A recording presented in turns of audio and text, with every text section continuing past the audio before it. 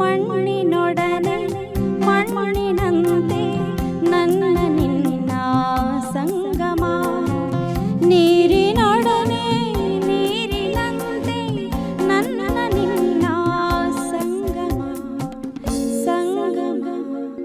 ಈಗೇನು ಮಾಡೋಣ ಅಂತ ಹೆಂಡತಿ ಕೇಳಿದ್ರೆ ಅವ್ರು ಕೊಡೋ ಉತ್ತರ ನೋಡಿ, ಮತ್ತೆ ಕೇಳುವೆ ಎಲ್ಲ ಹೊಕ್ಕ ಮನೆಯನ್ನ ಹೊಸ ಮನೆಯಿಂದೇ ಕರೆಯೋಣ. ಬೆನ್ನುತ್ತಿಹುದೆ ನಿನ್ನ ಮನಸ್ಸು, ಮುನ್ನಿಲ್ಲದ ಚಿನ್ನ ಕನಸು.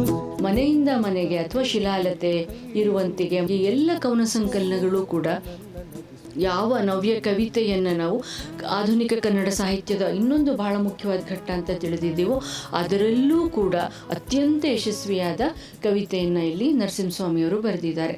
ಯಾವಳೆದೆಯೊಳಗೆ ಪ್ರೇಮಾಕ್ಷರಗಳು, ಯಾವಳೆದೆಯೊಳಗೆ ಪ್ರೇಮಾಕ್ಷರಗಳು, ನೆಲೆ ನಿಂತಿಹವ ಅವಳೇ ಬಲ್ಲಳು.